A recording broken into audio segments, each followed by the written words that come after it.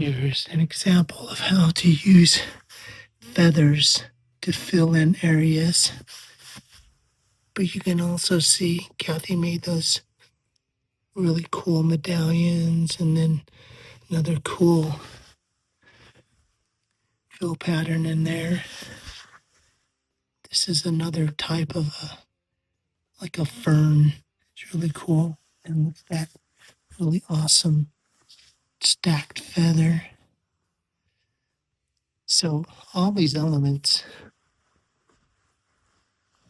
are how you can really bring to life a quilt. Look at that circle there.